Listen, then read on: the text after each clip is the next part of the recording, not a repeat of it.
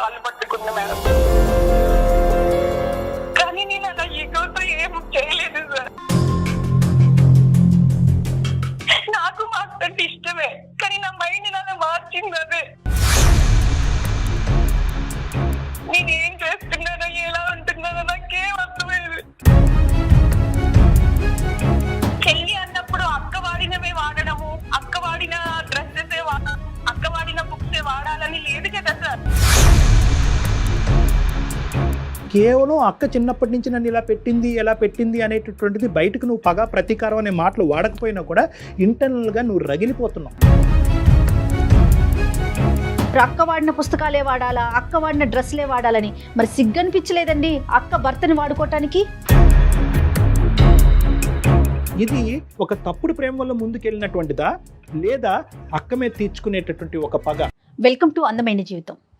నమస్తే డాక్టర్ గారు. నమస్తే జయ గారు. నిన్న నైట్ నేను ఒక మెయిల్ చదివానండి.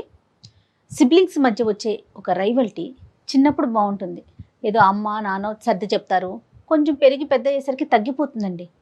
కొంచెం ఏజ్ గ్యాప్ తక్కువ ఉందనుకోండి, వాళ్ళ మధ్య ఇంకొంచెం ప్రేమ ఎక్కువగా ఉంటుంది, కొంచెం ఎక్కువ ఉంటే అది వేరే కోణాలకి దారితీస్తుంది అనుకోండి. ఈ రైవల్టీ అనేది పర్సనల్ లైఫ్లో కూడా వెళ్ళిపోయి అది విపరీతమైన ధోరణులు, ఇటు అక్క కానీ అటు చెల్లెలు కానీ, అది పెళ్ళి అయిపోయిన తర్వాత కూడా ఒకరి జీవితంలోకి ఇంకొకరు ఎంటర్ అయిపోతుంటే జరిగే మలుపులు అసలు మాటల్లో చెప్పలేము. అలాంటి ఇష్యూ అండి ఇప్పుడు ఇది మరి ఎటు దారి తీస్తుందో ఏంటో. ఒకసారి మరి అమ్మాయి నాకు మెయిల్ అయితే చేసింది, నెంబర్ కూడా పెట్టింది, మరి కాల్ చేయమంటారు ఒకసారి? తప్పకుండానమ్మా. సాధారణంగా అంటే చాలా గ్రోయింగ్ మైల్ స్టోన్ అంటూ ఉంటాం. యూజువల్గా తోబుట్టువుల మధ్యన ఉండేటటువంటి ఒక రైవలరీ ఏదైతే ఉంటావో సైకలాజికల్గా అది ఒక పోటీతత్వాన్ని పెంచి జీవితంలో ఎదగటానికి ఒక విధంగా ఉపయోగపడుతుంది. మరి ఇలాంటి ఇష్యూస్ మరి ఎందుకు వస్తున్నాయి అన్నది ఈ అమ్మాయి మాటలో మనకు అర్థం అవుతుందేమో. హలో హలో ఉషా అండి. అవును మేడం. ఉషా గారు, నేను సుమన్ టీవీ నుంచి మాట్లాడుతానండి, అందమైన జీవితం ప్రోగ్రామ్ నుండి. Hi madam. హాయ్ అండి, బాగున్నారా? బాగున్నాం మేడం. ఉషా, మీరు మెయిల్ చేశారు, చూశాను. నేను డాక్టర్ గారికి కూడా బ్రీఫ్గా చెప్పాను నేను. రైట్, డాక్టర్ గారితో ఒకసారి చెప్పండి, బ్రీఫ్గా చెప్పండి ఉషా. Okay ma'am. ఓకే అమ్మా ఉషా, నమస్తే అమ్మా. నమస్తే సార్. ఎంతమ్మా మీ వయసు ఎంత, మీ ఊరు ఎక్కడ? మాది ఖమ్మం సార్. 25 years సార్ నాకు. ఓకే. నేను మా అక్క ఇద్దరమే అక్క చెల్లెలం సార్, ఎవరు లేరు మాకు. మా అక్క ప్రతి విషయంలో నన్ను చిన్నప్పటి నుంచి డామినేట్ చేస్తూ వచ్చేది సార్. ప్రతిదీ తనకి చెప్పి చెయ్యాలి. ఎక్కడికి వెళ్ళినా కూడా తను ఎక్కడికి వెళ్తున్నావు అని అడుగుతుంది. ప్రతిదీ నన్ను ఒక చెల్లిలా ఎప్పుడు చూడలేదు సార్ నన్ను. అక్కకి మీకు ఎంత ఏజ్ గ్యాప్? ఎంత? 2 years ఉంటుంది మేడం, అంతే. ఓకే. ప్రతిదానికి తను చెప్పినట్టే చేయాలి సార్. అది స్టడీలో చాలా బాగా చదువుతుంది సార్, గోల్డ్ మెడలిస్ట్. నాకేమో అంత స్టడీ మీద అంత ఇంట్రెస్ట్ లేదు, నేను యావరేజ్ స్టూడెంట్ ని. ప్రతి దానికి నాకు ఏదైనా ఫోన్ వచ్చినా కూడా ఎవరు, ఎంతసేపు మాట్లాడతావు, ఇంతసేపు ఎక్కడికి వెళ్ళావు, అన్ని అంతే సార్. చిన్నప్పటి నుంచి అంతే. ఒక చెల్లిగా ఒక్కసారి కూడా నన్ను ఏంటి అనేసి ఏదైనా బాధ ఉన్నా కూడా ఏమైంది అని అడగదు సార్. అసలు ఇంట్లో తను చెప్పింది వినాలి. అమ్మ వాళ్ళు కూడా ఏంటంటే అది బాగా చదువుతుంది, నీకంటే పెద్దది కదా, వింటే ఏంటి అని అట్లే మాట్లాడుతూ ఉంటారు. సహజంగా అదే అంటారమ్మా. పెళ్లి చూపులు సెట్ చేశారు, ఆ రోజు కూడా నన్ను లోపల పెట్టేశారు అమ్మ వాళ్ళు. అదేలే. ఎందుకమ్మా నేను ఎందుకు లోపల ఉండాలి, అదేంటి అక్క పెళ్లి చూపులు నేను చూడకూడదా, నీ చెల్లినే కదా, నేనెందుకు ఉండకూడదు అక్కడ అని అడిగాను. అడిగితే అక్క అంటుంది, ఆ అమ్మ వాళ్ళు చెప్పినట్టు వినొచ్చు కదా, నీకు అన్ని చెప్పాలా అని చెప్పి అంటుంది సార్.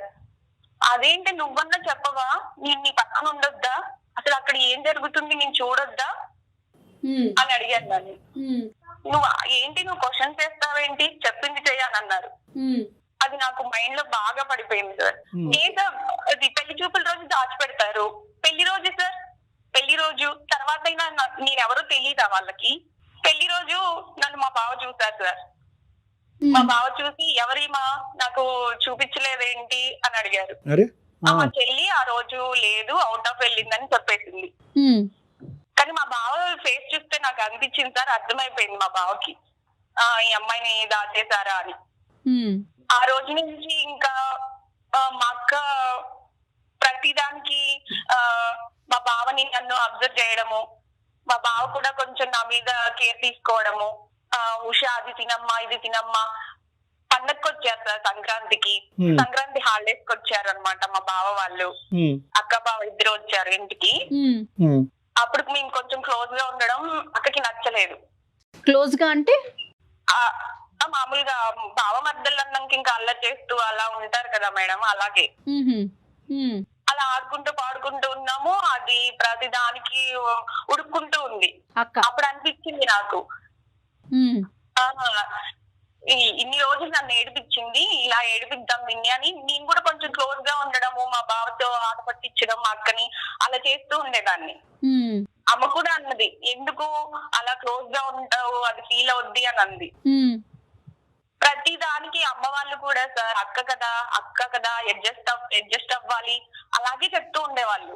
ఎంతగానో మనం అడ్జస్ట్ అవ్వాలి నేను. అందుకని క్లోజ్ అయ్యారు బావకి. అందుకని క్లోజ్ అవ్వడం కాదు మేడం, అలా మాట్లాడుకుంటూ ఉండేవాళ్ళము. ఒక రోజు ఇంకా మా బావ కూడా ఇలా క్లోజ్ గా ఉంటూ ఒక రోజు చెప్పేశారు అనమాట, నువ్వంటే నాకు చాలా ఇష్టం ఉషా అని. నాకు కూడా నేను అలా ఉంటూ మా బావంటే ఇష్టం పెరిగిపోయింది మేడం. మా అక్క ఒకసారి మేమిద్దరం క్లోజ్ గా డీప్ గా ఉండడం చూసేసింది. ఏంటమ్మా? నేను ఇంకా ఆ రోజు నుంచి మా అక్కకి మొహం చూపించుకోలేకపోయాను సార్. మీరంత డీప్ గా ఎట్లా క్లోజ్ అయిపోయారు? యాక్చువల్లీ నేను అక్క వాళ్ళ ఇంటికి 2-3 సార్లు వెళ్ళాను. మేమిద్దరం అలా ఉండడం చూసి అది బాగా ఉడుక్కునేది మ్యామ్. నేను కూడా అలాగే ఉండాలి, ఇది నన్ను చిన్నప్పటి నుంచి ఎంత టార్చర్ పెట్టింది, నేను ఉండాలి అని అలాగే మామూలుగానే ఉన్నాను నేను. కానీ ఇట్లా నాకు తెలియకుండానే మేమిద్దరం క్లోజ్ అయిపోయాం మ్యామ్. ఒక రోజు నాకు ఎగ్జామ్ ఉంది, వెళ్ళాను అనమాట. నేను తెలియకుండా ఎలా క్లోజ్ అయిపోతారులే అమ్మా. సరే చెప్పండి. ఈగోతో కాదు సార్, మామూలుగానే మేము. అది కాదమ్మా పాయింట్. వెళ్ళాము, వెళ్ళిన తర్వాత అక్కడ మేమిద్దరం అలా ఉండడం మా అక్క చూసేసింది. ఆ రోజు నుంచి నేను మా అక్కకి మొహం చూపించుకోలేకపోయాను సార్ అసలు. Okay okay. ఒక రోజు మా అక్క వచ్చి బాగా ఏడ్ చేసింది, ఉషా ప్లీజ్ నువ్వు నా లైఫ్ ని డిస్టర్బ్ చేయకు అని నా కాళ్ళు పట్టుకుంది మేడం. కానీ నేను అలా ఈగోతో ఏం చేయలేదు సార్. నాకు మా అక్క ఇష్టమే, కానీ నా మైండ్ అలా మార్చింది అదే.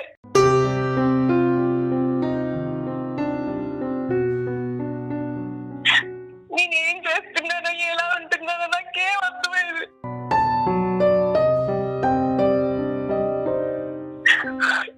చిన్నప్పటి నుంచి అంతే సార్, అది చేయడం వల్ల నేను ఇలా తయారైనేమో అనిపిస్తుంది. కానీ ప్రతి దానికి మా అక్క నన్ను టార్చర్ చేసింది. సరే కానీ నేను మొన్న మా అక్క అలా వచ్చి అడిగేసరికి నేనేంటి ఇలా చేశాను, నేను ఇలా చేయకుండా ఉండాల్సింది అని అనిపించింది. ఇప్పుడేమో మా బాబాయ్ బాగా ఎడిక్ట్ అయిపోయాడు. నేను వద్దు అని చెప్పిన ఆయన వినరు. నాకేం చేయాలో అర్థం కావట్లేదు. నేను సారీ చెప్పాల్సి వస్తే చెప్తాను. ఉషా ఇది సారీ చెప్తే పోయే బాధ కాదమ్మా. Point number 1. పాయింట్ నెంబర్ 2, ఇప్పుడు బావని కంప్లీట్ గా తీసి పక్కన పెట్టు. బావ ఇష్యూ కాదు ఇక్కడ. The issue is between 2 sisters. ఒక పరాయి స్త్రీ బయట స్త్రీకే ఇటువంటి అన్యాయం జరిగితే తట్టుకోలేనప్పుడు సొంత అక్కకి వెన్నుపోటు పడటం అంటారు. ఇక్కడ నువ్వు ఏడుస్తున్నావు, అబ్బా ఏడవద్దమ్మా అనే మాట అనాలని అనిపిస్తుంది, కానీ నీకు సానుభూతి చూపిస్తే కనుక నీ తప్పుని క్షమించి నిన్ను ఇంకా ముందుకు పంపించే వాళ్ళం అవుతామేమో అనే భయంతో నీకు సానుభూతి చూపెట్టడానికి ఇక్కడ వీలు పడదని చెప్తున్నాను నేను. We can't sympathise with you. నీకు సింపతి చూపెట్టడం అనేది ఇక్కడ సొల్యూషన్ కాదు. ఇంకా ఇంకొక విషయం ఏంటంటే కళ్యాణ్ గారు, పెళ్లి చూపులప్పుడు చాలా సహజం అండి మన కల్చర్లో చిన్న పిల్లల్ని పెళ్లి చూపుల్లో ముందుకు రానివ్వరు. అది చాలా సహజంగా జరిగిపోయే ఒక ఇష్యూ. దాన్ని భూతద్దంలో పెట్టి చూసుకోవాల్సినంత అవసరం లేదు ఉషా. ఇక్కడ ఏంటంటేనమ్మా, బహుశా నీకెవరు కూడా అక్క చెల్లెల మధ్యన కానీ అన్నాదమ్ముల మధ్యన ఉండేటటువంటి వైర్యం ఏదైతే ఉందో అది ఒక సహజ సిద్ధమైనటువంటి వైర్యం, అది శత్రుత్వం కాదు. It's a growing mile stone అంటూ ఉంటారు సైకాలజీలో. అలా ఎదగటం అది ఓకే సార్, కానీ చెల్లి అన్నప్పుడు అక్క వాడినవే వాడడము, అక్క వాడిన డ్రెస్సెస్ అక్క వాడిన బుక్స్ వాడాలని లేదు కదా సార్. లేదు. చెల్లికంటూ Correct. మనసు ఉంటది కదా. కరెక్ట్ ఇవన్నీ నెగిటివ్ పాయింట్స్ అమ్మా. కానీ అక్క నీ మీద చూపెట్టేటటువంటి ఒక ఆధిపత్యం వల్ల అవనియండి, లేదంటే ఒక పెద్దరికం అవనియండి, ఏదన్నా అవనియండి, అది ఎప్పుడైనా నీకు జీవితంలో ఉపయోగపడింది అని నీకు అనిపించిందమ్మా? నీకు కొద్దిగా సొసైటీలో నీకు అంటూ ఒక కంట్రోల్ వచ్చింది, లేదంటే నేను ఈ తప్పు చేసి ఉండేవాడిని, మా అక్క ఆపకపోతే కనుక నేను ఇలా అయి ఉండేదాన్ని, కొద్దో గొప్ప మా అక్క కంట్రోల్ పెట్టడం వల్ల సమాజంలో నాకంటూ ఒక సెల్ఫ్ కంట్రోల్ వచ్చింది, ఇష్టం లేని చదువు మీద ఒక ఇష్టం అనేటటువంటిది ఏర్పడింది, అడ్వాంటేజ్ పాయింట్స్ ఏమీ లేవమ్మా? చెల్లిలాగా ఎప్పుడు చూడదు సార్, అన్నిటికీ స్ట్రిక్ట్ గానే చేస్తది. ఇప్పుడు కూడా నాకు దాని మీద ఇష్టంతో సార్, ఇప్పుడు కూడా నాకేమనిపిస్తుంది అంటే దాని లైఫ్ కోసం నన్ను బతిమలాడుతుందేమో అని అనిపిస్తుంది సార్. నేను సాక్రిఫైసెస్ చేశాను సార్ మా అక్క కోసం, కానీ నాకేం చేయలేదు. కానీ అక్క నా ముందు అలా అడిగేసరికి నేను భరించలేకపోయాను సార్. నేను చేసింది తప్పే, నేను ఒప్పుకుంటున్నాను, కానీ నాకు ఏం చేయాలో కూడా అర్థం కావట్లేదు. అర్థం అవుదమ్మా, ఎందుకంటే అర్థం కానటువంటి పొజిషన్ నీ జీవితాన్ని నువ్వు పట్టుకెళ్ళిపోయావు. అక్క జీవితాన్ని, నీ జీవితాన్ని, మీ బావ జీవితాన్ని, మొత్తం అందరి భవిష్యత్తుని మొత్తం అందరినీ కూడా ఒక తెలియనటువంటి ఒక ప్రాంతానికి తీసుకెళ్ళిపోయాను. నేను అడిగేది ఒకటేనమ్మా, ఇక్కడ నీ సబ్ కాన్షియస్ మైండ్లో అక్క మీద నాకు వైర్యం లేదండి, అక్క మీద పగ తీర్చుకునేటటువంటి ఉద్దేశం నాకు లేదు అని అంటూనే నువ్వు అందులో ముందుకెళ్ళావు. ఎప్పుడైతే కనుక అక్కని ఎదురుగుంటా నిలబడి నీ ఏడ్చిందో, తన జీవితం గురించి బతిమాలుకుందో, అప్పుడు వరకు నువ్వు చేసినటువంటి తప్పు నీకు గుర్తుకు రాలేదు. ఒక అక్క భర్తతో నేను తప్పుగా ప్రవర్తిస్తున్నాను అనేటటువంటి అంశం అక్క వచ్చి ఏడ్చేంత వరకు తెలియదమ్మా? అక్క మీద మీరు కోపాన్ని, తన మీద ఉన్న ఆక్రోశాన్ని మొత్తం తీర్చుకుంటున్నారు. మరి మీ జీవితం ఏమవుతుంది ఉషా, ఆలోచించారా? అదే మేడం, నేను ఆలోచించలేకపోయాను. అది ఏడ్చే వరకు మీరు చెప్పింది నిజమే సార్, నాకు అది ఏడ్చే వరకు కూడా నేను ఏం చేస్తున్నానో నాకు అర్థం కాలేదు.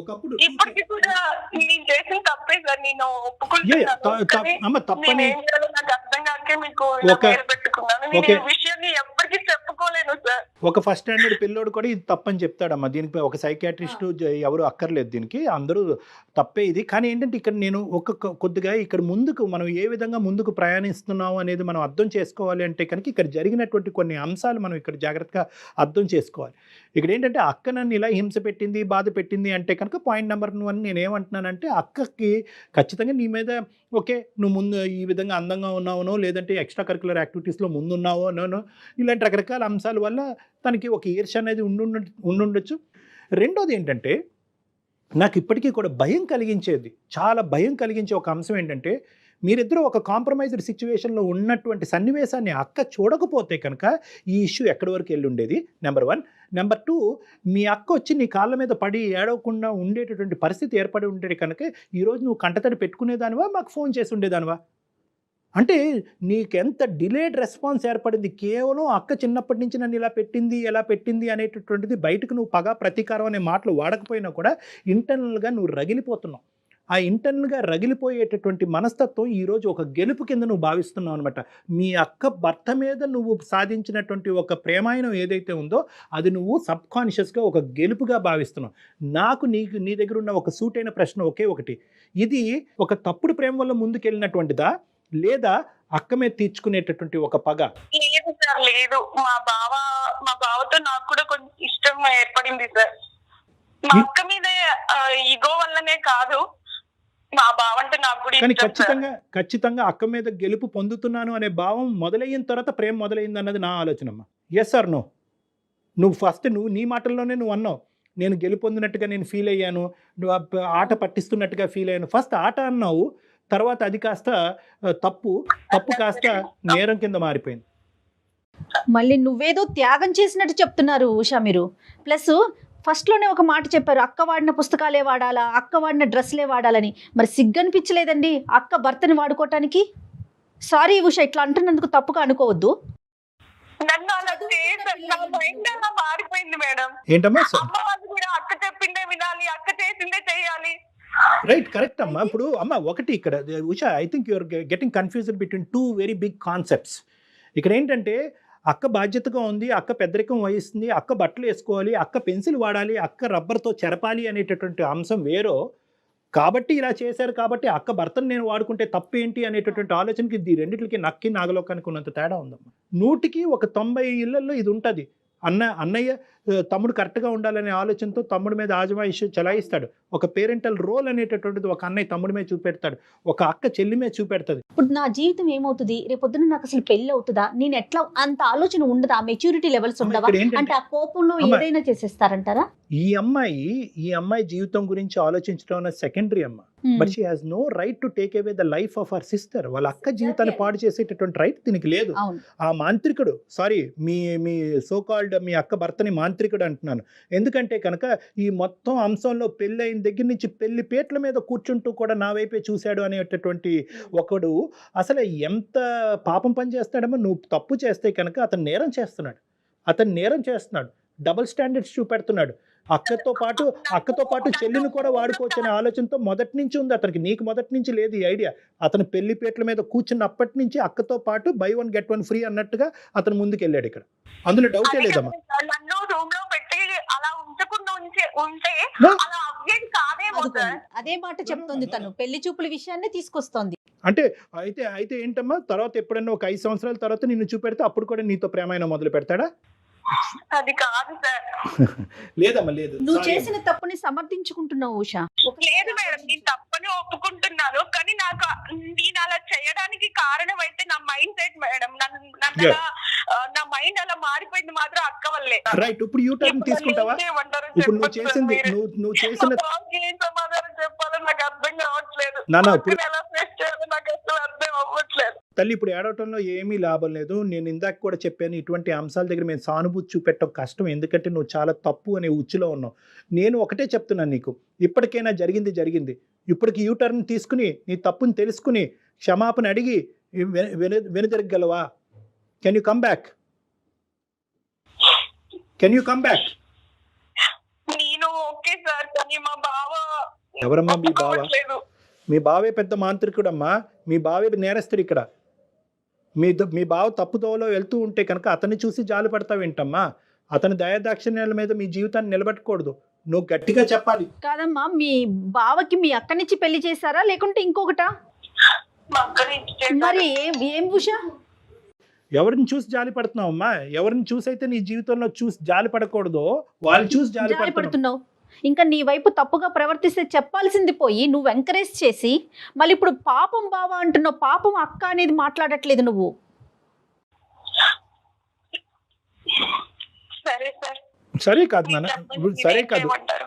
కాదు మేము చెప్తాము. ఒక్కటి నువ్వు జాగ్రత్తగా ఆలోచించుకో ఉషా. ఈరోజు నువ్వు మీ అక్క ఒక టీం. ఇప్పటి వరకు మీరిద్దరు ఒక టీం లాగా వ్యవహరించారో లేదో నాకు తెలీదు. ఫస్ట్ టైం మీ బాండింగ్ అనేటటువంటిది ఇప్పటి వరకు బలపడలేదు, ఇప్పుడు బలపడాలి. ఇది ఒక టీం కింద వ్యవహరించాలి. మీ ఇద్దరికి ఒక కామన్ సిక్ పర్సన్, ఒక జబ్బు పడినటువంటి ఒక వ్యక్తి ఎవరన్నా ఉన్నారు అంటే కనుక అది మీ బావ. సో ఆ జబ్బును వదిలించాలి, ఆ జబ్బునికి ట్రీట్మెంట్ ఇవ్వాలి. ఇది ఒక జబ్బు, ఇదేదో ఒక వ్యామోహమో ఒక ప్రేమో ఇలాంటి పదాలు వాడకండి. అతను ఇద్దరితో ఆడుకుంటున్నాడు, ఇద్దరి జీవితాలతో ఆడుకుంటున్నాడు. ఇది ఇంకా కుటుంబాల మధ్య తెలియదు. ఇంకా మీ అమ్మ నాన్నకి తెలిస్తే కనుక వాళ్ళు గుండెలు పగిలిపోతాయి, చచ్చిపోతారు వాళ్ళు. సో కాబట్టి ఏంటంటే దీన్ని ఒక జబ్బు కింద పరిగణించండి. ఇప్పటి వరకు లేనటువంటి మీ బంధం ఇప్పటి నుంచి బలపరుచుకోండి. అక్కతో పాటు నేను ఉంటాను, అక్క మాటే శిలాశాసనం అని చెప్పి ఫస్ట్ టైం నీ జీవితంలో మీ అక్కతో నువ్వు ఒప్పుకోవాలి. అక్క, ఇప్పటి వరకు నీ మాట విన్నానో లేదో నాకు తెలీదు, ఇప్పటి వరకు నీ మీద కోపం వచ్చింది, ఇప్పుడు నీ మీద జాలి కలుగుతుంది, మన ఇద్దరు ప్రేమ అనేటటువంటిది నిలవాలి అంటే మనం భావన మారుద్దాం పదక్క అని చెప్పండి. ఓకే. రైట్. ఇప్పుడు ఇది ప్రేమ కాదమ్మా, ఇది ప్రేమ కాదు. ఇది ఏంటంటే ఒక పగతో పాటు కూడినటువంటి ఒక వ్యామోహం. ముందు పగ చల్లారి అంటే కనుక ప్రేమను పెంచాలి, ఒక వ్యామోహాన్ని పెంచాలి. ఆ వ్యామోహం కాస్త ఒక పనికిరానటువంటి ఒక ప్రేమ కింద, ఒక పనికిరానటువంటి ఒక బాండింగ్ మీద జీవితాలు నాశనం చేసేటటువంటి ఒక కథ కింద మారిపోయింది. కాబట్టి ఇప్పటికీ లేట్ అవ్వలేదు. ఇప్పటికైనా తప్పు తెలుసుకోండి, అక్కని క్షమాపణ అడగండి, భావన మార్చేటటువంటి ప్రయత్నం చేయండి. ఇంతకు మించి నాకేం సమాధానం లేదు. Okay sir. Right Usha? Okay ma'am. మెచ్యూర్డ్గా ఆలోచించండి ఉషా. చదువుకున్న పిల్లలు అయ్యుండి మెచ్యూర్డ్గా ఆలోచించండి ప్లీజ్. ఏం లేదమ్మా, నీదేంటంటే ఇక్కడ ఇప్పుడు ఎవరో ఒకరి తరపునే నువ్వు ఆలోచించడం మొదలు పెట్టాలి ఉషా. ఎవరి తరపునైతే నువ్వు ఆలోచించకూడదో, ఎవరైతే కనుక మొత్తం నీ జీవితాన్ని నాశనం వైపు తీసుకెళ్తున్నారో వాళ్ళ వైపు నువ్వు ఆలోచిస్తున్నావు ఇప్పటికీ కూడా. ఇక్కడ ఒక మ్యానిపులేట్ చేసేటటువంటి వ్యక్తి వైపు నువ్వు జాలి చూపెట్టకు. అతను ఏమైపోయినా పర్వాలేదు, నువ్వు తీసుకునేటటువంటి నిర్ణయం తప్పు అవ్వకుండా ఉండాలి, అందరి జీవితాన్ని కాపాడగలగాలి. సో కాన్ఫిడెంట్గా ఉండు, ధైర్యంగా ఉండు, బ్యారియర్స్ బ్రేక్ చేయి, సిస్టర్తో పాటు ఉండు. ఓకేనా? ఓకే ఆల్ ద బెస్ట్ అమ్మా, టేక్ కేర్. ఓకే.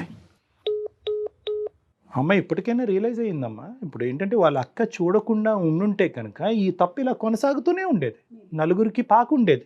ఇంకా నలుగురికి పాకితే ఇంకేం ఉండదమ్మా జీవితం. అక్క జీవితం ఏమవుతుంది, రేపొద్దున ఈ పిల్ల భవిష్యత్తు ఏమవుతుంది కళ్యాణ్ గారు? కానీ ఎంత పిచ్చి ఆలోచనలు కదా. అంటే అక్క మీద ఈ నాకు అమ్మాయి ఇక్కడ అంటూనే ఇంకొక విషయం కూడా అనిపించింది. పేరెంట్స్ కూడా ఆలోచించాలండి. పిల్లల మధ్య ఎలాంటి రైవల్టీ ఉంటుంది, ఎక్కడ గొడవలు పడుతున్నారు, కొంచెం ఒకరిని తగ్గించటం, ఒకరిని పెంచటం.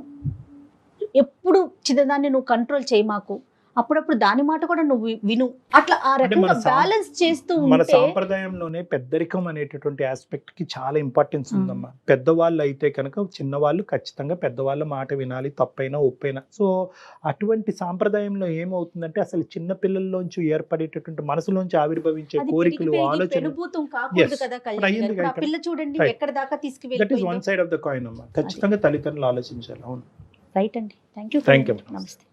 అందమైన జీవితం సమర్పిస్తున్న వారు మాస్టర్ మైండ్స్.